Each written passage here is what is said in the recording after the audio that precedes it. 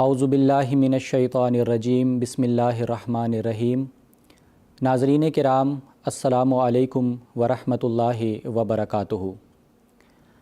غیر ممکن کو یہ ممکن میں بدل دیتی ہے، اے میرے فلسفیوں زور دعا دیکھو تو۔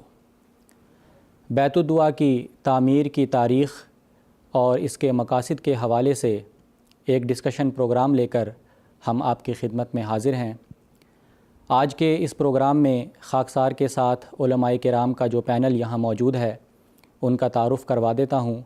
محترم مولانا محمد حمید کوثر صاحب اور محترم مولانا عطاء المجیب لون صاحب، میں آپ ہر دو حضرات کا اس پروگرام میں خیر مقدم کرتا ہوں۔ ناظرین کرام، مذہب اسلام میں دعا کا تصور ایک بہت ہی غیر معمولی اہمیت رکھتا ہے، جو صرف خدا تعالیٰ سے کچھ مانگنے تک محدود نہیں ہے، بلکہ یہ بندے اور اس کے رب کے درمیان براہ راست تعلق قائم کرنے کا ایک ذریعہ ہے۔ دعا اپنی ذات میں اللہ تعالیٰ کی لامحدود قدرت اور رحمت کا اقرار ہے۔ یہ انسان کی عاجزی اور بندگی کا اظہار ہے، جہاں وہ اپنی کمزوریوں اور مجبوریوں کا اعتراف کرتے ہوئے صرف اور صرف اپنے خالق کی طرف رجوع کرتا ہے۔ یہ ایک ایسا عمل ہے جو انسان کو سکون، امید اور روحانی تقویت بخشتا ہے، اور اس عمل کی بنا پر اس کو یہ یقین ہو جاتا ہے کہ اس کا ایک خدا ہے جو اس کی ہر پکار کا جواب دیتا ہے۔ حضرت مرزا غلام احمد صاحب قادیانی علیہ الصلاۃ والسلام کو اللہ تعالیٰ نے اس زمانے میں امام مہدی اور مسیح موعود بنا کر مبعوث فرمایا۔ آپ علیہ السلام نے اسلام کی احیاء کے لیے بے شمار کوششیں کی۔ انہی بے شمار کوششوں میں اسلام اور مسلمانوں کے لیے اللہ تعالیٰ کے حضور گریہ وزاری کر کے دعائیں مانگنا بھی شامل ہے۔ پروگرام کو آگے بڑھاتے ہوئے میں آج کے اس پروگرام کا پہلا سوال محترم مولانا محمد حمید کوثر صاحب سے یہ کرنا چاہتا ہوں کہ دین اسلام میں دعا مانگنے کا کیا فلسفہ ہے، حضرت محمد مصطفیٰ صلی اللہ علیہ وسلم نے اس کے متعلق کیا تعلیمات دی ہیں، ہمارے ناظرین کو کچھ بتانے کی درخواست ہے۔ جزاکم اللہ۔ بسم اللہ الرحمن الرحیم۔ اسلام نے اور سیدنا محمد مصطفیٰ صلی اللہ علیہ وسلم نے دعا مانگنے کے بے شمار طریق ہیں جو بتائے ہیں، نہ صرف بتائے ہیں بلکہ اس کے اوپر عمل کر کے بھی دکھایا ہے کہ اس طرح سے دعا مانگی جاتی ہے۔ دعا، دعوت، یہ سارے ایسے لفظ ہیں جس کے معنی ہیں پکارنا، اللہ تعالیٰ کو پکارا جائے۔ 1300 سال کے بعد اگر کسی نے دعا کے فلسفہ، اس کی حکمت اور دعا مانگنے کے طریقے سکھائے، وہ سیدنا حضرت مرزا غلام احمد قادیانی علیہ الصلاۃ والسلام اور مسیح موعود علیہ السلام ہیں۔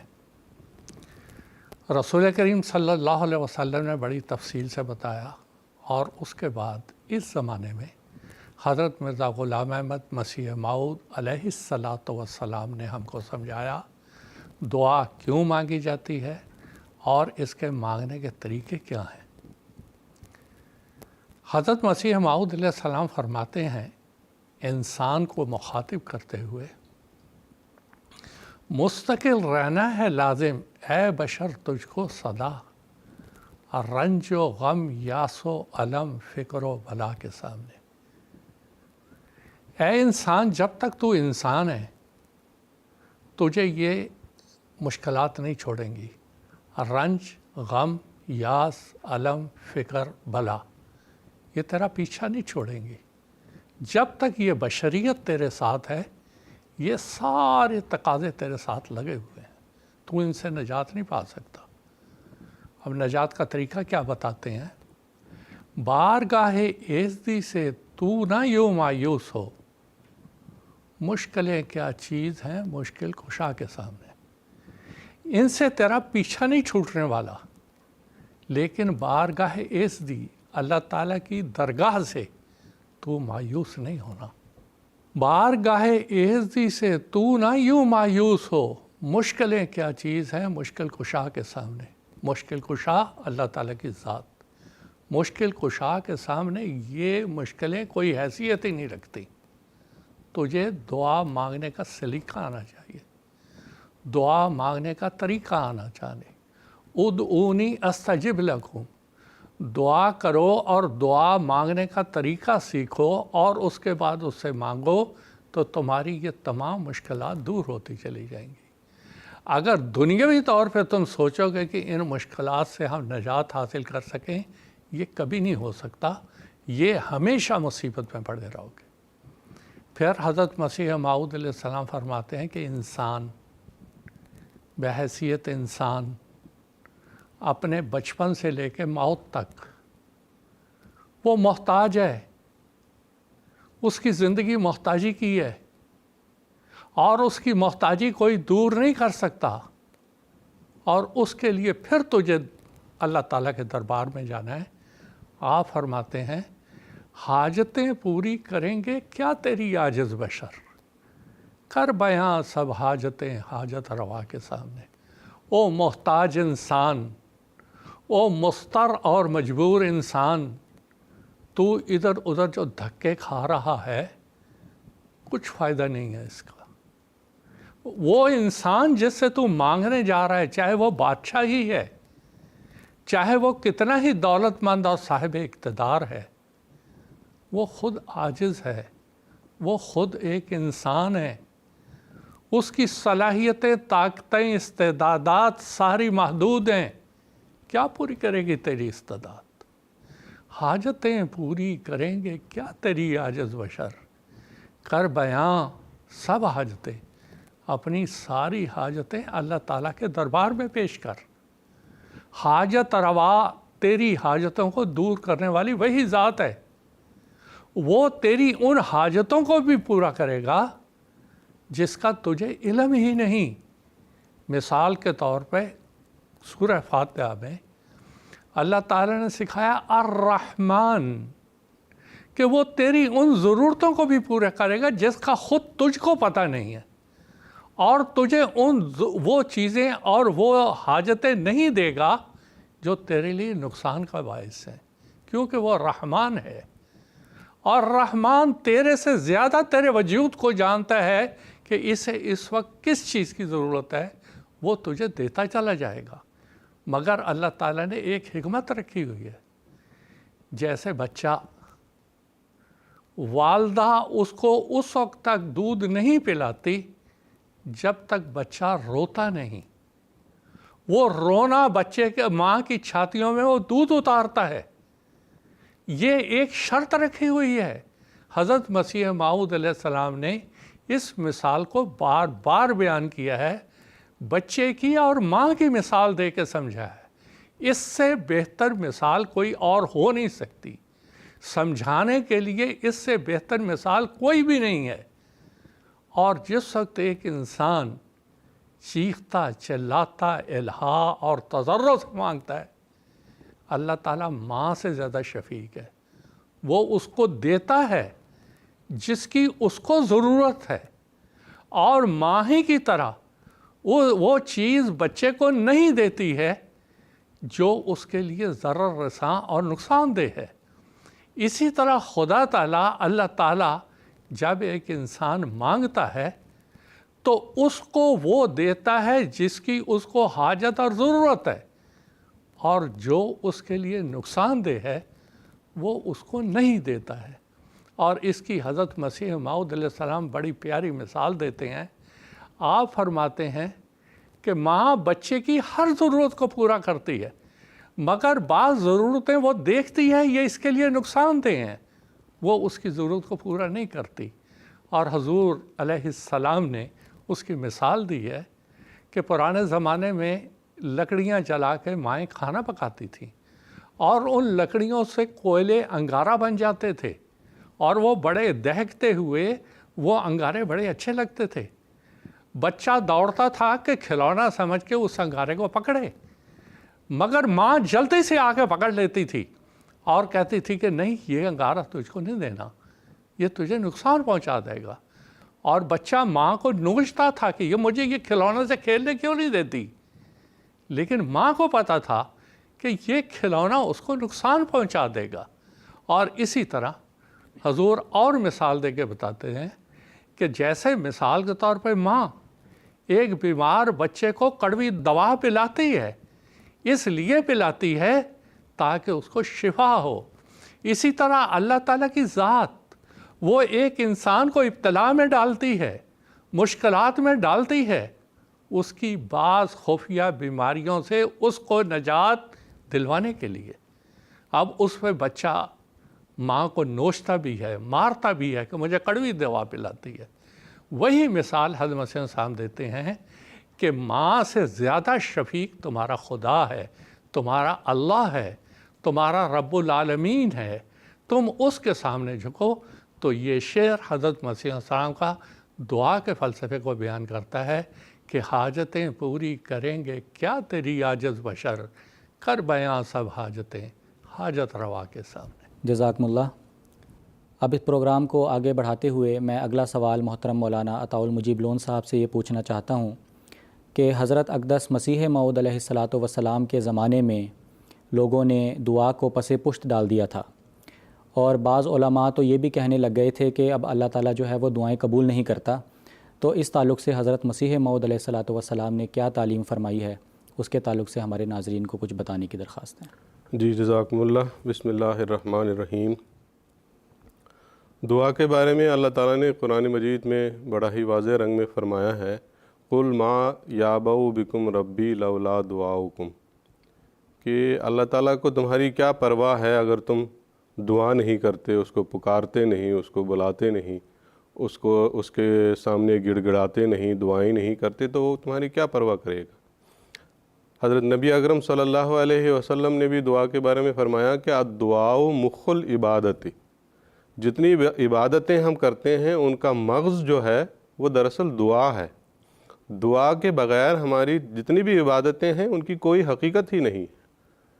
لیکن باوجود ان واضح تعلیمات کے جو قرآن مجید میں بیان ہوئی ہیں، جو احادیث میں بیان ہوئی ہیں، جیسے کہ بھی آپ نے سوال میں ذکر کیا کہ حضرت مسیح موعود علیہ الصلاۃ والسلام کے زمانے میں بعض علماء نے دعا کی حقیقت سے انکار کر دیا تھا، اور وہ یہ کہنے لگے تھے کہ دعا کوئی چیز نہیں ہے، دعا بس صرف ایک عبادت ہے، اور دعا کے نتیجے میں کوئی ہمارا بگڑا ہوا کام بنے، ایسا کچھ نہیں ہوتا ہے۔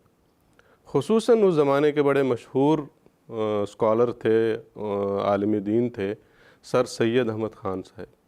ان کی ایک کتاب ہے الدعاء والاستجابۃ، اس موضوع پر انہوں نے وہ کتاب لکھی ہے، اور اس میں اپنے موقف اور اپنے نظریات کو انہوں نے دعا کے بارے میں بیان کیا، اور بڑا ہی واضح رنگ میں اس بات کو انہوں نے بیان کیا کہ دعا صرف عبادت ہے، اس کے نتیجے میں ہمارا کوئی کام بنتا نہیں ہے، ہماری کوئی مشکل دور ہو دعا سے، ایسا کچھ نہیں ہوتا ہے۔ خلاصہ ان کا جو نظریہ ہے اس کا یہ ہے کہ دعا صرف ایک عبادت ہے، اور اس کے نتیجے میں ہمارا کوئی کام بنے، ہمارا بگڑا ہوا کام سنورے، ہماری مشکلات دور ہوں، ایسا کچھ نہیں ہوتا ہے۔ یہ جو ایک عقیدہ بنایا ہوا ہے مسلمانوں نے عام طور پر کہ دعا قبول ہوتی ہے اور ہمارے مسائل حل ہوتے ہیں اس کے نتیجے میں، ایسا کچھ نہیں ہوتا۔ تو حضرت مسیح موعود علیہ الصلاۃ والسلام نے اس عقیدے کے بارے میں اپنی ایک کتاب، ایک مختصر سی کتاب ہے برکات الدعا کے نام سے، جو 1893 عیسوی میں شائع ہوئی، تو اس میں اس عقیدے کے حوالے سے بڑا واضح رنگ میں بیان فرمایا ہے، اور اس کی تردید بڑے ہی مدلل رنگ میں بیان فرمائی۔ آپ نے فرمایا کہ وہی بات جو میں نے شروع میں بیان کی کہ دعا کے بارے میں ہے کیا، دعا کے بارے میں اللہ تعالیٰ کو کیسے پہچان سکتے ہیں۔ آپ نے بہت ہی واضح بات یہ بیان فرمائی کہ دعا ایک ایسی چیز ہے جو ایک ہر بندے کے لیے اللہ تعالیٰ کی ہستی کا ثبوت ہے۔ اللہ تعالیٰ کی ہستی کے بے شمار ثبوت ہیں، لیکن ان ثبوتوں کو ہر انسان نہیں سمجھ سکتا۔ ہر انسان ان دلائل کی رسائی ہر انسان کو نہیں ہو سکتی، لیکن دعا ایک ایسی دلیل ہے جو ان پڑھ جاہل گنوار انسان بھی اس کی حقیقت کو سمجھ سکتا ہے، اور دعا کے نتیجے میں وہ اللہ تعالیٰ کو پا سکتا ہے۔ تو ایک سب سے اہم بات جو حضور علیہ الصلاۃ والسلام نے بیان فرمائی وہ یہ کہ دعا تو ہستی باری تعالیٰ کی ایک زبردست دلیل ہے، اس سے انکار کیسے کیا جا سکتا ہے۔ بندہ اللہ تعالیٰ کے سامنے گڑ گڑاتا ہے، حضرت صلی اللہ علیہ وسلم کی بھی حدیث ہے، بڑی مشہور حدیث، کہ اللہ تعالیٰ بڑا سخی ہے، بڑا کریم ہے، بڑا حیا والا ہے۔ ایک انسان جب اس کے حضور اپنے دونوں ہاتھ اٹھا کر دعا کرتا ہے تو وہ اس کے ہاتھ خالی لوٹانے سے شرماتا ہے۔ تو یہ اللہ تعالیٰ کا جواب ہوتا ہے دعا کرنے والے کے لیے۔ کیوں؟ کیونکہ اس کی ہستی کا زبردست ثبوت ہے یہ، اس لیے اس سے انکار کرنا کم عقلی اور کم فہمی کے سوائے اس کو کچھ نہیں کہا جا سکتا۔ پھر حضور نے انبیاء کرام علیہ السلام کے حوالے سے بیان فرمایا کہ انبیاء کرام علیہ السلام نے تو جو بھی انقلاب دنیا میں پیدا کیا وہ دعاؤں کے ذریعے پیدا کیا۔ ان کے پاس تو کوئی اور ذریعہ تھا نہیں دعا کے علاوہ جس کے ذریعے انہوں نے عظیم انقلابات دنیا میں برپا کیے۔ حضرت اقدس نبی اکرم صلی اللہ علیہ وسلم کے بارے میں بطور خاص حضور علیہ السلام نے بیان فرمایا کہ وہ جو عظیم الشان انقلاب عرب میں برپا ہوا وہ کیسے برپا ہوا۔ میں وہ اقتباس پیش کرنا چاہتا ہوں جو اسی کتاب برکات الدعا میں حضور علیہ السلام نے بیان فرمایا۔ حضور فرماتے ہیں وہ جو عرب کے بیابانی ملک میں ایک عجیب ماجرا گزرا کہ لاکھوں مردے تھوڑے دنوں میں زندہ ہو گئے اور پشتوں کے بگڑے ہوئے الہی رنگ پکڑ گئے اور آنکھوں کے اندھے بینا ہو گئے اور گونگوں کی زبان پر الہی معارف جاری ہوئے، اور دنیا میں یک دفعہ ایک ایسا انقلاب پیدا ہوا کہ نہ پہلے اس سے کسی آنکھ نے دیکھا اور نہ کسی کان نے سنا۔ جانتے ہو وہ کیا تھا؟ وہ ایک فانی فی اللہ کی اندھیری راتوں کی دعائیں ہی تھی۔ تو دعاؤں نے وہ کرشمہ دکھایا۔ حضور فرماتے ہیں وہ ایک فانی فی اللہ کی اندھیری راتوں کی دعائیں ہی تھی جنہوں نے دنیا میں شور مچا دیا اور وہ عجائب باتیں دکھلائیں کہ جو اس امی بے کس سے محالات کی طرح نظر آتی تھیں۔ اللہم صلی وسلم وبارک علیہ وآلہ۔ تو یہ عظیم الشان انقلاب جو حضرت صلی اللہ علیہ وسلم نے برپا کیا، حضور نے فرمایا یہ صرف دعاؤں سے برپا ہوا ہے۔ اور حضرت مسیح موعود علیہ السلام کی تو بے شمار دعائیں ہمیں پتہ ہے کہ کس طرح اللہ تعالیٰ نے ان دعاؤں کو قبول کیا، اور اب بھی ہم دیکھتے ہیں اللہ تعالیٰ کے فضل سے دیگر خلفاء کے دور میں بھی، اور اب حضرت خلیفۃ المسیح الخامس عید اللہ تعالیٰ بن نصر العزیز کے دور میں، کہ کس طرح اللہ تعالیٰ اپنے محبوب بندوں کی دعاؤں کو سنتا ہے۔ تو ان ساری باتوں کے ہوتے ہوئے دعاؤں سے انکار کرنا دراصل کم فہمی اور ناسمجھی پر دال ہے، ورنہ دعا ایک زبردست چیز ہے اور زبردست دلیل ہے اس بات کی کہ اللہ تعالیٰ موجود ہے اور وہ دعائیں سنتا ہے اور قبول کرتا ہے۔ جزاکم اللہ تعالیٰ احسن الجزا۔ حضرت اقدس مسیح موعود علیہ السلام نے 13 مارچ 1903 عیسوی کو دارالمسیح کے ادار میں بیت الدعا کا قیام فرمایا تھا۔ تو اس بیت الدعا کے قیام کی کیا غرض تھی، اس کے کیا مقاصد تھے، ہمارے ناظرین کو بتانے کی درخواست ہے۔ میں محترم مولانا محمد حمید کوثر صاحب سے درخواست کرتا ہوں۔ جزاک اللہ۔ جب ہم سیدنا حضرت محمد مصطفیٰ صلی اللہ علیہ وسلم کی سیرت و سوانح کا مطالعہ کرتے ہیں تو اس میں ایک بات نمایاں طور پہ نظر آتی ہے کہ حضور صلی اللہ علیہ وسلم اپنے اہل و عیال کو چھوڑ کے، اپنے گھر کو چھوڑ کے آپ غار حرا تشریف لے جاتے تھے، اور بعض اوقات تو کئی دن آپ وہاں دعائیں کرتے رہتے تھے۔ یتحنسو کے الفاظ آتے ہیں، کس طرح وہ دعا کرتے تھے یہ اللہ تعالیٰ ہی بہتر جانتا ہے، لیکن دعائیں کرتے تھے۔ اسی طرح آپ گھر میں ہوتے، اپنے حجرے میں دعائیں کرتے، مسجد میں بھی کرتے۔ وہی طریقہ سیدنا حضرت مسیح موعود علیہ السلام کا تھا۔ دعاؤں کے لیے پہلے آپ بیت الریاضت میں دعائیں کرتے رہے، اس کے بعد پھر آپ نے مسجد مبارک تعمیر کروائی، 1883 میں مکمل ہوئی، اور اس کے بعد اس میں دعائیں کرتے رہے۔ مسجد اقصیٰ تھی، وہاں دعائیں کرتے رہے، مگر آپ کو علیحدگی میں دعا کرنا زیادہ پسند تھا۔ اللہ تعالیٰ سے گریہ وزاری کرنا علیحدگی میں آپ کو زیادہ پسند تھا، اور اسی سلسلے میں آپ 1886 میں ہوشیارپور بھی تشریف لے گئے تھے۔ وہاں بھی ایک بالا خانہ کے ایک حجرہ میں آپ نے 40 دن دعاؤں میں گزارے۔ حضرت مسیح موعود علیہ السلام ابتدا میں مسجد اقصیٰ میں اور اس کے بعد مسجد مبارک میں دعا کرتے تھے۔ لیکن جب مہمان آنے لگے اور جماعت کو لوگ قبول کرنے لگے تو آپ کو وہ تنہائی میسر نہیں آتی تھی کہ آپ علیحدگی میں دعائیں کر سکتے، اور بعض مقاصد کے لیے آپ دعا کرنا چاہتے تھے اور وہ اتنے رش میں آپ وہ دعا کر نہیں سکتے تھے۔ 13 مارچ 1903 کو حضرت مسیح موعود علیہ السلام کے ایما پر بیت الدعا کا وہ چھوٹا سا حجرہ تیار کیا گیا۔ اس میں کوئی باجماعت نماز ہو نہیں سکتی، ایک ہی یا دو، زیادہ سے زیادہ 3 آدمی اس میں کھڑے ہو سکتے ہیں، لیکن حضرت مسیح علیہ السلام وہاں دعا کے لیے تشریف لے جاتے تھے۔ لیکن اس بیت الدعا جو 1903 میں تعمیر ہوئی، آپ تقریباً 5 سال اس میں دعا کرتے رہے، کیونکہ 1908 میں آپ کی وفات ہو گئی۔ آپ نے اس کی تعمیر کا ایک مقصد بیان کیا جو کہ وہاں پر لگا ہوا بھی ہے، بورڈ پہ لکھا ہوا ہے۔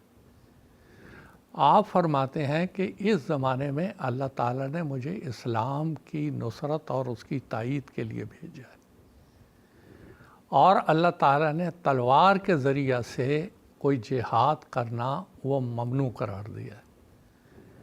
قلم کی طاقت اب تک کمزور ثابت ہوئی ہے، کوئی زیادہ لوگ اس کو قبول نہیں کر رہے۔ حضور نے فرمایا میں نے یہ بیت الدعا اس لیے تعمیر کروائی ہے کہ میں علیحدگی میں غلبہ اسلام کے لیے دعائیں کروں، اور سب سے بڑھ کر یہ کہ اللہ تعالیٰ ہم کو دلائل نیرہ اور براہین قاطعہ سکھائے، جس سے ہم دوسرے مذاہب کا بطلان کر سکیں اور اسلام کی حقانیت ثابت کر سکیں۔ یہ مقصد آپ نے بیان فرمایا، اور اسی مقصد کے لیے آپ دعائیں کرتے رہے۔ آج جب کہ ہم حضرت مسیح موعود علیہ السلام کی اس بیت الدعا کی تعمیر اور دعا پر تقریباً 1 صدی سے زیادہ زمانہ گزار سکے، اس زمانے کے حالات پر اگر گہری نظر ڈالی جائے، جس طرح اسلام کو چاروں طرف سے حملہ تھا اور دنیا والے یہ سمجھ رہے تھے کہ یہ آج بھی گیا اور کل بھی گیا، اور اسی چیز کو الطاف حسین صاحب حالی نے بیان کیا، رہا دین باقی نہ اسلام باقی، ایک اسلام کا رہ گیا نام باقی۔ جس دین کا صرف نام باقی رہ گیا ہو اور اتنا عظیم شاعر یہ اعتراف کر رہا ہو کہ کچھ بھی باقی نہیں ہے، چند دنوں کی بات ہے، ختم ہو جائے گا یہ۔ آج جب اسلام دنیا میں زندہ ہے، آج جب اسلام کے دلائل کا دنیا لوہا مان رہی ہے اور اپنی پسپائی کا اعتراف کر رہی ہے، یہ محض اور محض حضرت مسیح موعود علیہ السلام کی ان دعاؤں کا اثر تھا جو آپ نے بیت الدعا میں فرمائی، اور اسی کی قبولیت کا نتیجہ آج ہم دیکھ رہے ہیں کہ اسلام دوبارہ زندگی پکڑ گیا، اسلام پھر ہرا ہو گیا، اسلام پھر اپنے پاؤں پہ کھڑا ہو گیا اور لاکھوں انسانوں کی رہنمائی کا موجب بن گیا، اور لاکھوں انسانوں نے اس کے ذریعہ سے اللہ تعالیٰ تک رسائی حاصل کی۔ حضرت مسیح موعود علیہ السلام کی ان دعاؤں نے اسلام کو دوبارہ زندہ کیا، آپ کی تحریرات نے زندہ کیا، آپ کے خطابات نے زندہ کیا، آپ کے ان شاگردوں کے ذریعہ سے اسلام کو ایک نئی زندگی ملی جنہوں نے آپ کی صحبت اختیار کی، آپ سے دعا کرنے کے طریقے سیکھے، اور ان کی اللہ تعالیٰ نے دعائیں قبول کیں، اور اس کے نتیجے میں اسلام ایک دفعہ پھر اس شان کے ساتھ ظاہر ہوا جس طرح سیدنا حضرت محمد مصطفیٰ صلی اللہ علیہ وسلم کے زمانے میں تھا۔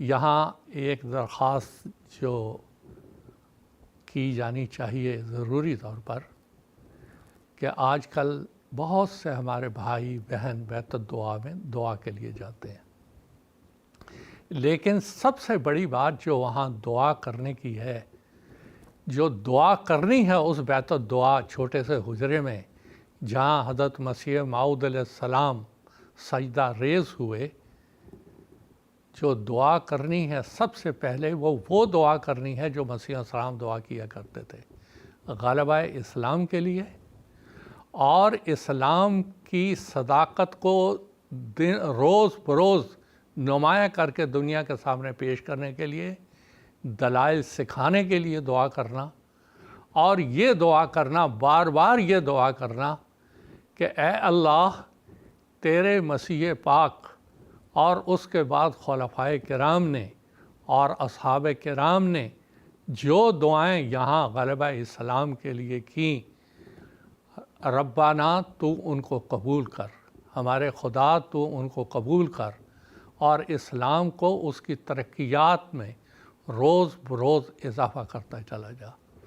دوسری دعا جو کرنی ہے وہ یہ کہ اللہ تعالیٰ حضرت خلیفۃ المسیح خامس اید اللہ تعالیٰ بن العزیز کو صحت و سلامتی والی لمبی عمر عطا فرمائے، نیز غلبہ اسلام جس کے لیے یہ بیت الدعا بنی تھی، غلبہ اسلام کے لیے جو حضرت خلیفۃ المسیح خامس اید اللہ تعالیٰ بن العزیز کوششیں اور کاوشیں فرما رہے ہیں، اے اللہ تو ان میں برکت عطا فرما اور ان کو غلبہ اسلام کا ذریعہ بنا دے اور ان کی کوششوں کو بنی نوع انسان کی رہنمائی کا ذریعہ بنا دے۔ اور حضرت مسیح السلام نے اس بیت الدعا میں قیام امن کے لیے بھی دعا کی، جس کی خاص طور پر حضور اید اللہ تعالیٰ بن العزیز تحریک فرماتے ہیں۔ ہمیں وہ بھی دعا کرنی چاہیے کہ اللہ تعالیٰ حضور کی دعا کو شرف قبولیت بخشے، اور دنیا جن حالات میں سے آج گزر رہی ہے، بیت الدعا کی ان دعاؤں کے نتیجے میں جو مسیح السلام اور آپ کے بعد خلفاء اور اصحاب نے کی، دنیا میں قیام امن ہو، اس کے لیے دعائیں کرنی چاہیے۔ اللہ تعالیٰ ہم سب کو ان شرائط کے مطابق بیت الدعا میں دعا کرنے کی توفیق عطا فرماتا چلا جائے۔ جزاکم اللہ تعالیٰ حسن الجزا۔ ناظرین کرام، بیت الدعا کے بارے میں ایک مختصر سی ویڈیو کلپ بھی تیار کی گئی ہے، آئیے ملاحظہ کرتے ہیں۔ ناظرین کرام، اس وقت ہم حضرت اقدس مسیح موعود علیہ السلام کے ادار کے اس حصہ میں موجود ہیں جو دالان حضرت اماں جان کے نام سے موسوم ہے۔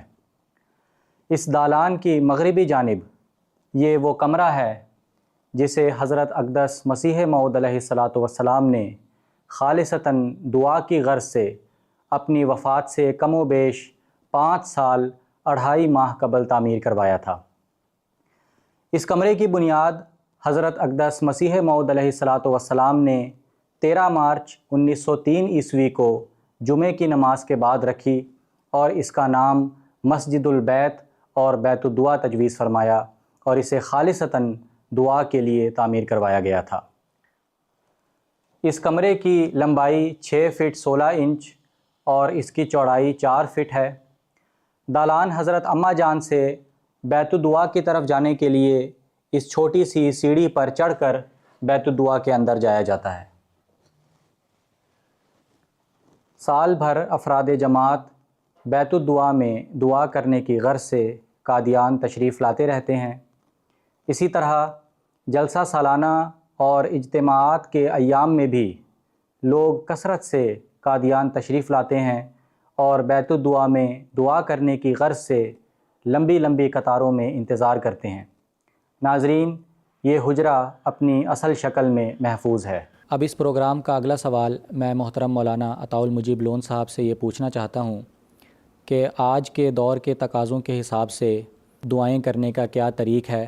حضرت مسیح موعود علیہ السلام نے اس کے بارے میں کیا فرمایا ہے؟ ناظرین کو کچھ بتانے کی درخواست ہے۔ جی جزاکم اللہ۔ حضرت مسیح موعود علیہ السلام نے جہاں دعا کا فلسفہ اور اس کی حقیقت اور اس کی افادیت بیان فرمائی ہے، وہاں دعا کی کے جو طریق ہیں وہ بھی بیان فرمائے ہیں، اور اس کی جو شرائط ہیں وہ بھی بڑے واضح رنگ میں ہمارے سامنے بیان فرمائی ہیں۔ تو سب سے بنیادی بات اس حوالے سے یہ ہے، حضرت مسیح موعود علیہ السلام نے فرمایا ہے کہ دعاؤں کے طریق کے حوالے سے کہ سورۃ الفاتحہ کو کثرت سے پڑھنا چاہیے۔ سورۃ الفاتحہ قرآن مجید کا خلاصہ اور اس کا مغز ہے، اور سب سے بہترین دعا اگر کوئی ہے تو وہ سورۃ الفاتحہ ہے۔ تو سورۃ الفاتحہ کو کثرت سے ہمیں پڑھنا چاہیے اپنی دعاؤں میں۔ حضرت یعقوب علی عرفانی صاحب رضی اللہ تعالیٰ عنہ اپنی کتاب سیرت حضرت مسیح موعود علیہ السلام میں فرماتے ہیں کہ حضرت مفتی محمد صادق صاحب رضی اللہ تعالیٰ عنہ نے بیان کیا کہ میں ہمیشہ حضور علیہ الصلوۃ والسلام کے قریب بیٹھا کرتا تھا، اور خصوصاً دعاؤں کے وقت میں جب حضور دعا کیا کرتے تھے اور لوگ جو مجلس میں بیٹھے ہوتے تھے دعا کے لیے کہتے تھے تو حضور اسی وقت دعا کے لیے کہتے تھے احباب کو کہ چلیں دعا کرتے ہیں۔ تو بیان کرتے ہیں کہ میں قریب بیٹھ کر یہ سننے کی کوشش کرتا تھا کہ حضرت مسیح موعود علیہ الصلوۃ والسلام اپنی دعا میں کیا الفاظ پڑھتے ہیں۔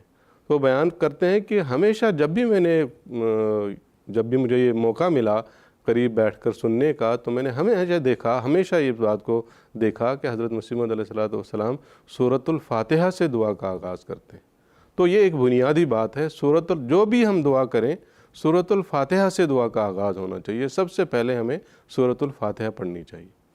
پھر ایک اہم بات جو آج کل کے دور کے لحاظ سے بھی اس کی اہمیت بنتی ہے، وہ یہ ہے کہ بعض لوگوں کا یہ طریقہ ہے کہ وہ جو دعائیں عربی دعائیں ہیں ان کو زیادہ تر پڑھتے رہتے ہیں، قرآن مجید کی دعائیں ہیں، احادیث کی بھی دعائیں ہیں، ان کو پڑھتے ہیں اور دعائیں کرتے رہتے ہیں، اور وہ کرنی چاہیے، وہ بہت ضروری ہیں، بڑی اہم دعائیں اللہ تعالیٰ نے قرآن مجید میں ہمیں سکھائی ہیں، اور حضرت صلی اللہ علیہ وسلم نے ہمیں دعائیں سکھائی ہیں، عربی زبان کی دعائیں ہیں، تو وہ دعائیں ہمیں بہت کثرت سے پڑھنی چاہیے۔ لیکن پھر ان دعاؤں کا مطلب بھی ہمیں آنا چاہیے۔ اگر ہم ان دعاؤں کو ایسے ہی رٹ کر پڑھتے جائیں گے اور ہمیں پتہ نہیں ہوگا کہ ہم کیا دعا اللہ تعالیٰ سے مانگ رہے ہیں تو ہماری دعاؤں میں وہ تاثیر پیدا نہیں ہوگی، وہ رقت جو پیدا ہونی چاہیے ہماری دعاؤں میں وہ نہیں پیدا ہوگی۔ تو اس لیے عام لوگوں کو جو تو عربی جانتے ہیں، جو قرآن مجید کی دعا پڑھ کے اس کا مطلب سمجھتے ہیں، تو وہ دعا پڑھ کے بھی ان کو وہ رقت ان کی دعاؤں میں پیدا ہوگی۔ لیکن جو نہیں جانتے عربی ان کی دعاؤں میں رقت پیدا ہونے کا امکان نہیں ہے۔ اس لیے حضور نے فرمایا ہے دعا کے طریق کے حوالے سے ایک بڑا اہم طریقہ کہ اپنی زبان میں دعا کرنی چاہیے۔ اپنی زبان میں ہم اپنے مافِ ضمیر کو اللہ تعالیٰ کے سامنے بہتر رنگ میں بیان کر سکتے ہیں۔ اس لیے جو ہماری دعا ہوگی وہ بہت مؤثر ہوگی اور اس کے اندر رقت پیدا ہوگی۔ اور اسی حوالے سے ایک بات حضور نے یہ بھی بیان فرمائی کہ ہمیں اپنی دعائیں جو ہیں زیادہ تر خلوت میں کرنی چاہیے۔ صبح کا وقت حضور نے بیان فرمایا، تہجد کا وقت حضور نے بیان فرمایا، صبح اٹھو، وضو کرو اور نماز پڑھو اور نماز میں دعا کرو، اور حضور نے فرمایا اگر زیادہ نہیں تو کم از کم 2 رکعت پڑھو۔ اور اس کی وجہ یہ ہے کہ جب ہم محفل میں ہوتے ہیں، بہت سے لوگوں کے بیچ میں ہوتے ہیں، جب ہم اس وقت دعا کرتے ہیں تو جو دعا کے لیے جس رقت کا ہونا ضروری ہے وہ پیدا نہیں ہو سکتی، یا اگر پیدا ہوگی بھی تو بعض دفعہ انسان شرم محسوس کرتا ہے کہ اگر میرے آنسو نکل گئے، گڑ گڑانے کی آواز اگر کسی دوسرے نے بھی سنی تو آدمی شرماتا ہے۔ اس لیے محفل میں وہ رقت صحیح طرح پیدا نہیں ہو پاتی ہے جو خلوت میں پیدا ہوتی ہے۔ اور اسی لیے تہجد کی نماز پر جو زور دیا گیا اس کی یہی وجہ ہے کہ تہجد انسان اکیلے میں پڑھتا ہے، کوئی دوسرا ساتھ نہیں ہوتا، خلوت ہوتی ہے اور رقت کی کیفیت طاری ہوتی ہے، گری و زاری والی کیفیت جو دعا کے لیے ہونی چاہیے، جو قبولیت کے لیے ضروری ہے، وہ پیدا ہوتی ہے، اور اس کے نتیجے میں اللہ تعالیٰ دعائیں قبول کرتا ہے۔ حضرت صلی اللہ علیہ وسلم کے بارے میں ہم نے پڑھا ہے احادیث میں کہ آپ جب دعائیں کیا کرتے تھے، خصوصاً تہجد کی دعاؤں کے بارے میں آتا ہے کہ آپ کے سینے سے ایسی آواز آتی تھی جیسے کوئی ہانڈیا چولہے پہ ابلتے ہوئے جو آواز اس سے آتی ہے، اس قسم کی آواز حضرت صلی اللہ علیہ وسلم کے سینے سے آتی تھی، وہ گڑ گڑانے کی آواز، وہ رقت کی آواز۔ تو یہ ساری چیزیں جب ہوں گی، ان طریقوں سے جب ہم دعا کریں گے تو اللہ تعالیٰ پھر شرف قبولیت بھی عطا کرتا ہے۔ پھر حضور نے بعض شرائط بھی دعاؤں کی قبولیت کے بیان فرمائی۔ اس میں حضور نے بہت اہم شرط یہ بیان فرمائی کہ دعا ایسی ہونی چاہیے جو خدا تعالیٰ کی کسی مصلحت کے خلاف نہ ہو، اس کی کسی سنت کے خلاف نہ ہو۔ ممکن ہے ہم بعض دفعہ ایسی دعائیں کر رہے ہوتے ہیں جو اللہ تعالیٰ کی مصلحت اور حکمت کے مطابق ہمارے لیے مفید نہیں ہے، تو حضور نے فرمایا کہ یہ بنیادی شرط ہے دعا کی قبولیت کی، کہ وہ ہماری جسمانی، اخلاقی، روحانی، دنیاوی، اخروی لحاظ سے جو چیز ہمارے لیے مفید ہے اور اللہ تعالیٰ کی حکمت بہتر جانتی ہے وہی دعا قبول ہوتی ہے۔ اگر اس حکمت کے خلاف ہم دعا کر رہے ہوں گے تو وہ دعا قبول نہیں ہوگی۔ پھر حضور نے فرمایا کہ اخلاص، دعا کے لیے اخلاص کا ہونا بہت ضروری ہے۔ حضور نے فرمایا جب تک انسان سب وساوس اور غفلتوں کو چھوڑ کر اخلاص کے ساتھ دعا نہ کرے، قبولیت کی امید نہیں کی جا سکتی۔ اللہ تعالیٰ نے بھی قرآن مجید میں فرمایا فَادْعُوا اللَّهَ مُخْلِصِينَ لَهُ الدِّينَ، تو اخلاص شرط ہے دعا میں۔ سب غفلتوں کو ختم کر کے اللہ تعالیٰ کی طرف ہمیں مکمل طور پر رجوع کرنا ہوگا، مکمل کنسنٹریشن کے ساتھ ہمیں اللہ تعالیٰ کے حضور حاضر ہونا ہوگا۔ تو ایسے میں جب ہم دعا کریں گے، اس شرط کے ساتھ جب دعا ہو رہی ہوگی تو اللہ تعالیٰ قبولیت کا شرط بھی عطا فرماتا ہے۔ پھر حضور نے فرمایا کہ اللہ تعالیٰ کے بارے میں حسن ظن بھی ہونا چاہیے۔ حضور فرماتے ہیں کہ خدا تعالیٰ پر ایمان اور یقین ہو کہ وہ دعا سنتا ہے۔ اب اس چیز کی کمی ہے۔ سر سید احمد خان کی جو بات ابھی پہلے سوال کے جواب میں نے عرض کی، اسی چیز کی کمی ہے کہ یہ اس ایمان کی کمی ہے کہ اللہ تعالیٰ دعا سنتا ہے۔ تو جب اس ایمان کی کمی ہوگی تو پھر دعا تو قبول نہیں ہوگی۔ اللہ تعالیٰ نے فرمایا، حضرت صلی اللہ علیہ وسلم کی حدیث قدسی ہے کہ انا عند ظن عبدی بی، میں اپنے بندے کے ظن کے مطابق اس کے ساتھ سلوک کرتا ہوں۔ جیسا وہ میرے بارے میں ظن کرتا ہے ویسا اس کے ساتھ سلوک ہوگا۔ اگر اس کا یہ ایمان ہوگا کہ میں دعا قبول کرنے والا ہوں تو پھر اس کی دعا قبول ہوگی۔ اگر اس کو یہ ظن ہوگا کہ دعا تو قبول نہیں ہوتی تو پھر اس کی دعا تو قبول نہیں ہوگی۔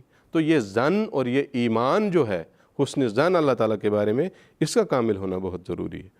پھر حضور نے فرمایا کہ دعا کی قبولیت کے لیے صبر ایک بنیادی شرط ہے۔ حضور فرماتے ہیں دعا میں شرط ہے کہ آخر تک صبر کرے۔ یہ نہیں ہو سکتا کہ ہم نے ادھر دعا کی اور ادھر اس کا نتیجہ نکلے اور ہم اسی لیے دعا کر رہے ہوں کہ ادھر ہم دعا کریں اور ادھر اس کا نتیجہ نہیں نکلے۔ نہیں، ایسا کبھی نہیں ہو سکتا۔ اللہ تعالیٰ نے قرآن مجید میں فرمایا وَاسْتَعِينُوا بِالصَّبْرِ وَالصَّلَاةِ، اللہ تعالیٰ سے مدد چاہو، اللہ تعالیٰ کے حضور جب دعا کرو گے تو اس کے لیے صبر کی شرط ضروری ہے۔ صبر کرنا ہے اور لگاتار دعائیں کرتے رہنا ہے، اپنی دعاؤں کو جاری رکھنا ہے، تھکنا نہیں ہے۔ اگر ہم تھک گئے تو پھر دعا کی قبولیت کی کوئی امید نہیں کی جا سکتی۔ پھر حضور نے فرمایا کہ تقویٰ، دعا کی قبولیت کے لیے شرط یہ ہے کہ انسان تقویٰ پر چلے اور دل کو پاک کرے۔ تو تقویٰ بھی بہت بنیادی شرط ہے۔ اللہ تعالیٰ نے قرآن مجید میں فرمایا کہ اللہ تعالیٰ متقین کی دعائیں قبول کرتا ہے۔ جب ہمارے دل میں تقویٰ ہوگا، جب ہمارے دل پاک ہوں گے تو تبھی اللہ تعالیٰ ہماری دعاؤں کو سنے گا اور ہماری دعاؤں کو قبول کرے گا۔ پھر آخری بات پیش کر کے اپنی بات کو ختم کرتا ہوں۔ حضور نے فرمایا کہ دعا کے ساتھ تدبیر بھی ضروری ہے۔ کوئی نوجوان، آج کل کے زمانے کا نوجوان، آج کل روزگار کے بڑے مسائل ہیں، تو کوئی نوجوان جو ہے اللہ تعالیٰ کے حضور دعا کرتا رہے کہ یا اللہ مجھے کوئی عزت والا روزگار دے، کوئی عزت والی نوکری دے، اور دعا کرنے کے بعد پھر گھر میں بیٹھا رہے اور انتظار کرے کہ گورنمنٹ کی طرف سے مجھے آرڈر آ جائے کہ تمہیں فلان ملازمت دی جاتی ہے، تو ایسا تو ممکن نہیں ہے۔ تو حضور نے فرمایا کہ تدبیر ضروری ہے۔ آپ نے دعا کرنی ہے تو جس کام کے لیے آپ دعا کر رہے ہیں اس کے لیے جو تدبیر ضروری ہے وہ بھی ضروری ہے، وہ بھی کرنی ہے، تبھی دعا قبول ہوگی۔ اور یہی بات اللہ تعالیٰ نے قرآن مجید میں بیان فرمائی کہ انسان کو وہی چیز حاصل ہوتی ہے جس کے لیے وہ کوشش کرتا ہے، جس کے لیے وہ تدبیر اختیار کرتا ہے، جس کے لیے وہ محنت کرتا ہے۔ تو دعا کے ساتھ کوشش، تدبیر اور محنت یہ بھی ضروری ہے۔ تو یہ سارا خلاصتاً میں نے چند باتوں کا ذکر کیا ہے۔ ان تمام باتوں پر اگر ہم عمل کرنے والے بنیں، حضرت اقدس مسیح موعود علیہ الصلوۃ والسلام کی ان نصائح پر ہم عمل کرنے والے بنیں، اس طریق کے مطابق اور ان شرائط کے مطابق دعا کرنے والے اگر ہم بنیں تو اللہ تعالیٰ یقیناً ہماری دعاؤں کو شرف قبولیت بخشے گا، ہمارے مسائل حل کرے گا، ہماری ضرورتیں پوری کرے گا اور ہماری ساری دعائیں قبول کرے گا۔ اللہ تعالیٰ ہم سب کو ان شرائط کے مطابق دعائیں کرنے کی توفیق عطا فرمائے۔ آمین۔ جزاکم اللہ تعالیٰ حسن الجزا۔ حضرت اقدس مسیح موعود علیہ الصلوۃ والسلام فرماتے ہیں، اگر تم لوگ چاہتے ہو کہ خیریت سے رہو اور تمہارے گھروں میں امن رہے تو مناسب ہے کہ دعائیں بہت کرو اور اپنے گھروں کو دعاؤں سے پر کرو۔ جس گھر میں ہمیشہ دعا ہوتی ہے خدا تعالیٰ اسے برباد نہیں کرتا۔ ملفوظات جلد سوم صفحہ نمبر 232۔ ناظرین کرام، اسی کے ساتھ پروگرام کا وقت ہوا چاہتا ہے، اجازت دیجیے۔ السلام علیکم ورحمۃ اللہ وبرکاتہ۔